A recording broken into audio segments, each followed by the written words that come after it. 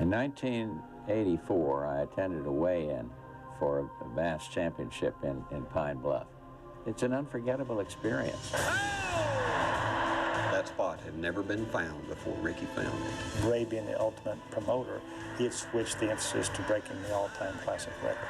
Let's give it for him, folks. Come on, everybody, stand up. Everything's falling into place, and then all of a sudden I noticed that they pulled Rick's hide. There was a lot of doubt whether he'd pull out of it. Everybody thought at that point he was probably dying.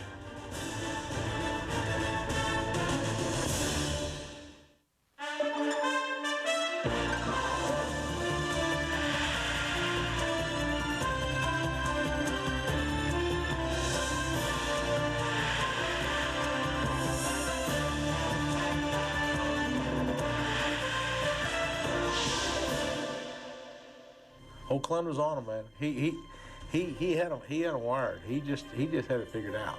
The Arkansas River offered miles and miles of fishing opportunities, and I think that what surprised everybody was where Clun won it. In all honesty, that tournament was won because of the place I found. He found a nothing-looking bank that had a drop-off, and he found, I think it was about a 75-yard stretch where it was loaded with fish. It was untapped. Virtually no fishing pressure. And it had all the cover, all the structure, the clearest water in the whole river. I mean, it was literally an environment in itself.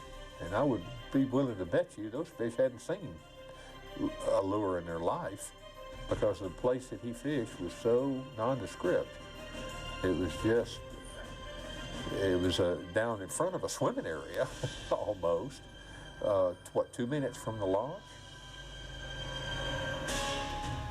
Well, there's no ifs, ands, and buts about it. Ricky caught the fish. Now, how he found that little pile of stumps out in front of that waiting area, I don't know. In any given body of water, there's what we call blind spots. And fishermen, as a rule, when you go into any area, immediately you start identifying good spot, bad spot, good spot, bad spot, good spot, bad spot, good spot, bad spot. And all the good spots we see, but the bad spots are essentially invisible. He was able to find such a spot so close to the ramp and takeoff point, nobody else found it. Everybody overlooked it. And I found the spot in there at the end of a swimming beach, actually, at the end of it, which really looked very nondescript. And the swimming beach on the weekend just had hundreds of people and jet skis. And so fishermen, obviously, were going to stay away from there. They're going to run to Brody Bend or someplace else and get away from that. So this thing was essentially totally protected. But as far as I know, that spot had never been found before Ricky found it.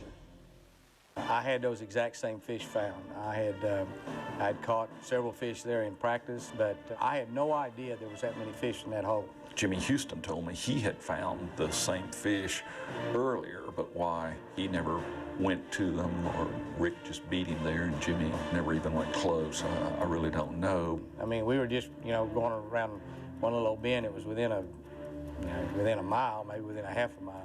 And I took off and got about halfway over there and ran out of gas. No one had done that on purpose, obviously. They stopped at one, started another, and evidently mine just got, and I'm sure whoever was gassing them up probably didn't even know whose boats they were gassing up. But by the time I got to gas and went back around there, Ricky Clun was on the hole. And I started fishing through there, and Ricky told me that was where he was fishing. He'd appreciate it if I didn't fish there. Now, of course, it's Clun's Hole. That's the name of it on the Arkansas River. It's Clun's Hole. It's not somebody else's. It's where Rick caught. Up next on Bassmaster Classic Yearbook. It was really a huge mix of emotions going on during that particular event. And what we found out was his dad was sick and had gone into a coma and didn't know if he was going to make it or not. There wasn't much that anyone, including the doctors, felt like they could do. Everybody thought at that point he was probably dying.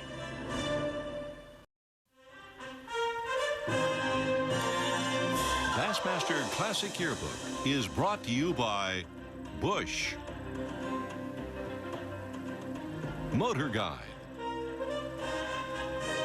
Purolator, Rick Clun has always felt like the Bassmaster Classic was the key to the lockbox as far as a career in bass fishing. The first day, he'd moved into the lead. It looked like that he had a solid position. Everything's falling into place, and then all of a sudden I noticed that they've pulled Rick's hide, and he's over in a little room.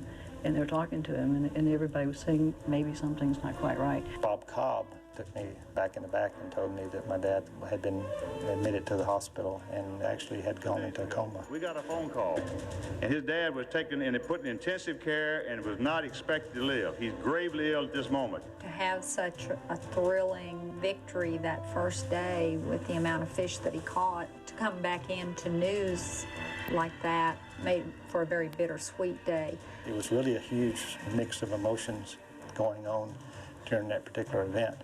His dad had come down with a mysterious illness back in Texas, and there was a lot of doubt whether he'd pull out of it. Everybody thought at that point he was probably dying. There wasn't much that anyone, including the doctors, felt like they could do. They thought it was some kind of insect bite, a tick bite, or something of that nature that put him into a deep coma, basically, and it was not known if he would come out of it. He had to make the decision. He waited that night to decide what he would do, whether he should run to his father's side or he should continue to compete in the tournament. He had the number of the hospital in the room. I called there, and my brothers and sisters were there. I said, should I be there? What do you think is going to happen? If it'd been up to our dad, there wouldn't have even been a choice. My sister really kind of made the decision for me real quick. And she says, well, he's in a coma. He's not going to know you're here anyway. And if he pulls out of it, and you're leading the Classic and you come home, he's going to kick your ass. His father was just a super individual and a true gentleman, and I know that he wanted Ricky to win that Classic, and that's the reason why Rick stayed.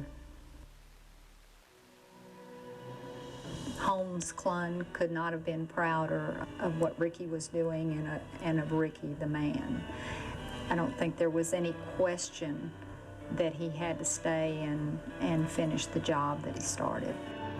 And he fished for his dad. So while he's on the water, he's worried about whether his dad's going to make it. The man who taught him to fish. You always hear about take-a-boy fishing, but in the case of Holmes Clun and his son Rick, he took Rick fishing. My fishing was the greatest thing that I ever done for my father. I mean, he loved it. He loved traveling with me. He loved practicing with me. He loved the notoriety of it. Because he was an avid sports fan, and I was not a great athlete. I disappointed him, I'm afraid, a little bit there.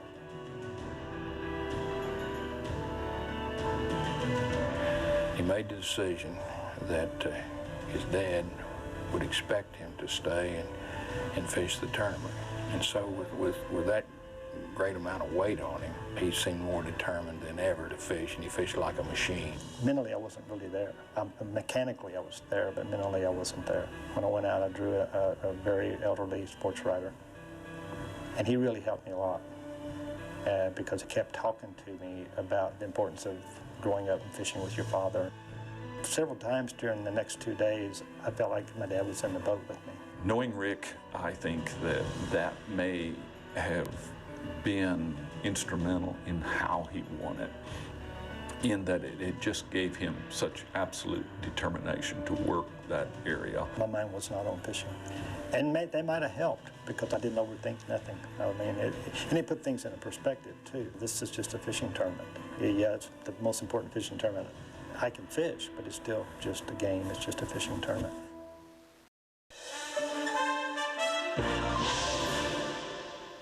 Everybody knew that Ricky had it won after the second day. No, I was catchable.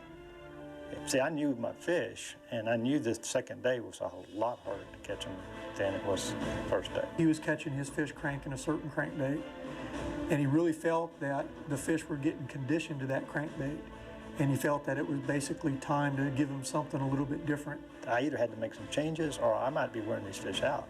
So we had a discussion about a lure change. And we both came to the conclusion of the lure that he ended up throwing on the third day, and he whacked another big bag.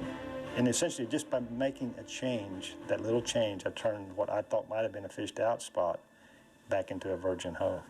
I did not fish the best tournament of the competitors there. Greg South probably fished the finest tournament of anyone there. Dr. Greg South of Richmond, Virginia, caught over 50 pounds of bass, but was 25 pounds out of it. In most classics, he would have been the winner. Here was a doctor who came in and finished second. Dr. Greg South was not your stereotypical fisherman. Back in those days, he was juggling a career as a radiologist in Richmond. Some of my friends used to kid me that I had a vocation as medicine and an avocation fishing. He hadn't fished competitively very long, but he was a real good fisherman. You know, he grew up fishing with his dad on the James River. My dad was the one who got me started, and my dad basically taught me just about everything that I knew about fishing. Dr. Greg South out of Virginia was a friend of Woo Dave's, and I don't know whether Woo taught him or he taught Woo, but both of them are pretty doggone good. Woo sort of took me under his wing. I met him at a boat show in Richmond. This guy came up to me and had on a green nurse's uniform like. Matter of fact, I think he still had his mask around his neck and everything, and he'd love to fish, but he didn't, I don't think he'd ever fished any tournaments or anything. And he invited me to come and go fishing with him, and I did, and we sort of hit it off. We actually fished in a very similar way, the kind of ways we like to fish, the spinning tackle, the skipping worms, fishing docks. I talked him actually into fishing a tournament, and the first tournament he fished, he finished one place ahead of me. And we joked when it was over, I did to him that I'd probably knock him out of the Classic because I was only fishing the one tournament. And sure enough, I ended up in 26th place, 1 point out. I've always felt bad for that. And he said, "You'll probably hate me forever." And I said, "You're darn right I will." Because of my work, I was only able to fish maybe one tournament a year. And for me, leading up to the '84 Classic was a year that we went to an East Division. So it was an opportunity for me to fish the 3 tournaments, and if I made the Classic, be able to go fish it. He was just a sleeper that came out of nowhere. Some people might say, you know, how can a doctor be competitive with true, you know, pro fishermen? I think some people, maybe some of the writers had a problem with that. Who's this guy, you know? And it's every once in a while one of these people pop up. Dr. South, well, he fished in the same general area that Ricky did. He didn't go very far from the landing. When you left the boat ramp, Greg took a left and went to the end of the oxbow, and there was a row of houses and boat docks. And Rick Clunn turned right and went about 200 yards and fished a ledge. Greg is, you know, the ultimate gentleman. I never worried about him coming in. He's the way you wish all tournament fishermen were. He's intelligent, he's smart, he fishes hard, but he's he has a lot of integrity. He's got a super touch with a plastic worm. You know, I can still kick his butt with a plastic worm, but he's the second best in the world. Greg had a really neat deal with throwing a little spinning rod and little small worms, little 1/16 of an ounce lead, you know, weights on the worms, and skipping them under the docks and just finesse, really finesse fishing those docks. Skipping the boat docks was really an important part of my pattern for my success down there. Requires spinning tackle, and as a matter of fact, I kind of got a lot of grief from some of the other guys when I get there because I think we were limited to 5 rod and reels, and I had 1 bait caster and 4 spinning rods. And everybody that fished with him said, "You're not going to believe how he's fishing." The camera boat said it looked like I was praying most of the time rather than fishing because I was down on my knees. I was actually down on the deck of the boat, leaning over the side of the boat so that I could keep the cast sort of parallel to the surface of the water. I was getting the bait up under there sometimes 10, 12, 15 feet and felt like I was covering area and catching fish under those shady pockets up under the docks that the other guys just simply weren't. Here was a guy having a great tournament. I mean, by anyone else's standard, this would have been a career builder for Greg South. But it was all overshadowed by the effort and the phenomenal catch that Rick Clunn was putting together in the same area. He just, you know, picked the wrong Classic to do well in. Even though I lost to Ricky by maybe 25 pounds, I felt like it was a good showing for me. It did a lot for my career.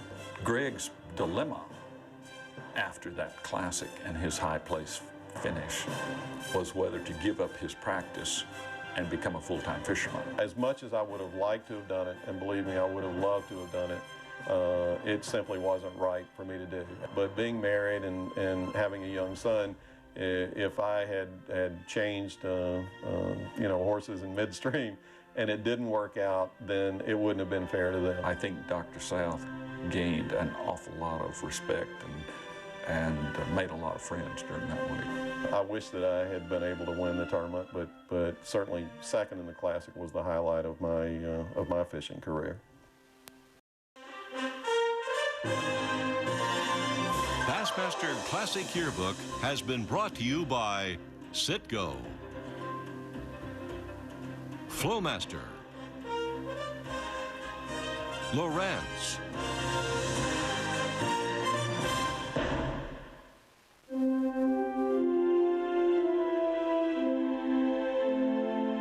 In 1984, I attended a weigh-in for the Bass Championship in Pine Bluff. It's an unforgettable experience. And for people that are not familiar with bass fishing, they ought to see one of these bass weigh-ins. And now I feel like I'm standing in the Olympic Games of bass fishing, so thanks for letting me come. You'd have thought that the final weigh-in would have been totally anticlimactic, but it was anything but. We had 2 eventual presidents of the United States in attendance. Vice President George Bush and Governor Bill Clinton of Arkansas. And that picture right there is priceless. I'd never seen the glamour of these boats driving into this huge arena. The arena practically filled with, maybe 10,000 people waiting for the boat to come in with the fish in the live well. And of course, Ray himself would be up there on the podium announcing each fisherman, weighing in each catch, getting the crowd all wrapped up in it. 17 pounds, 5 ounces. Bush's involvement with bass and showing up for the tournaments and being a lifetime member was an unofficial endorsement of professional fishing, and it's another one of those little things that help carry us to the next level. George Bush has been probably the best, highest profile friend of BASS, the bass tournaments and bass fishing in general.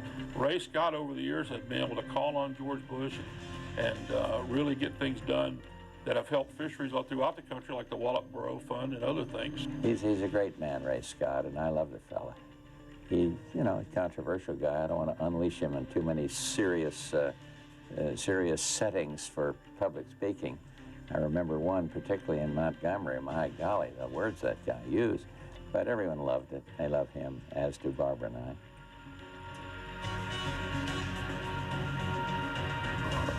Rick came into the final weigh-in there. There was a full house.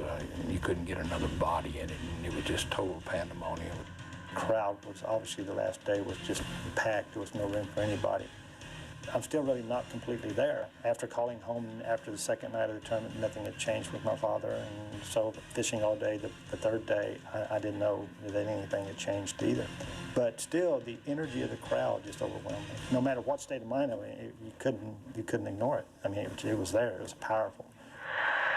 All right, here's our man, the leader, through the first 2 days. I had chills down my spine every time he weighed in. It was like, how is this guy doing it when everyone else is struggling? It was phenomenal. And I think everybody in there got into the drama. The fact that he was so far ahead, that didn't diminish the excitement of the spectators. Ray Scott, by then, he knew that I'd blown everybody away, so Ray being the ultimate promoter, he had switched the emphasis to breaking the all-time classic record. You knew it wasn't a question of, was he going to win? Was someone going to come from behind and snatch the victory from his hands? It was just a matter of by how much. And it was a very record-setting classic. 27 pounds, 7 ounces.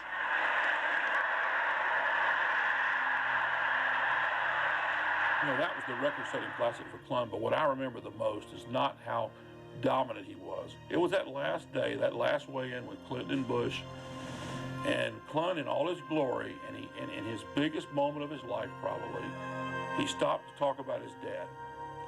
One of the greatest speeches that anyone ever made at a classic. It was truly from the heart. It's easy to give a speech you totally believe in your heart. I mean, and Ray was as nervous as I've ever seen him in my whole career, because he was more affected by who was there than even I was. And I remember Ray Scott taking Rick aside on the last day, saying, "It looks like you're going to win, and the vice president's going to be here, so kind of think about what you might say. He said, well, he said, you know, what are you going to say tomorrow if you win this thing? And he said, no, he said, forget what I said. He said, you usually handle it pretty good. He was trying to emphasize, didn't want me to say something, I guess, stupid. I do want to take this opportunity to thank my dad. He's probably been the one thing that's allowed me to be where I'm at, him and my wife, Jerry. Her patience and his farsightedness to allow me to wade down the creeks in Oklahoma when I was 6 years old behind him in my underwear. And that's all I really thought about today and the last 3 days was just wading down behind him, fishing behind him in those creeks.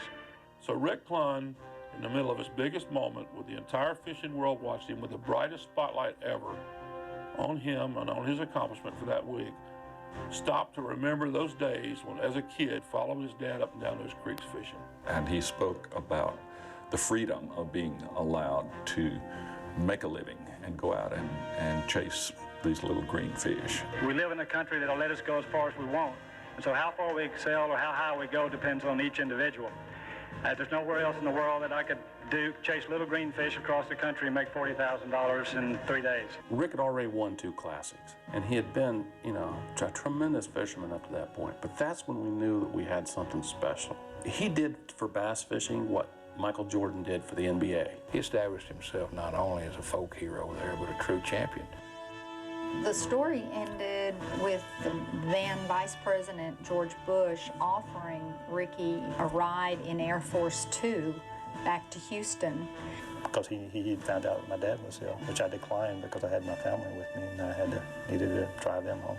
We came on back and he dropped me off and went straight to the hospital. The very first night I was there, my sister and them had gone home finally, and I remember about 2 in the morning I heard him move, and I got up and I went over to kind of roll him over. And I'll never forget as long as I live, that's the first words he had said since he'd gone into coma. He said, "Where in the hell did you find all those fish?" And it just blew me away. And he never said another thing for 2 days. And he finally came out of it 2 days later. That was kind of the exclamation point on that event. Somehow, some way, in his condition, he still knew what was going on. And then I knew my sister made the right decision, and we made the right decision. He would have never forgiven me. Because he didn't want to talk about it, get sick when he finally came. He wanted to talk about the tournament. That's all he wanted to talk about. Let's give it for it, folks. Come on, everybody, stand up. This is the broke all the record. Ricky Clunn. Got it? Look at it.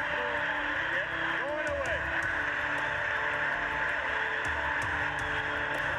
This has been a presentation of ESPN, the worldwide leader in sports.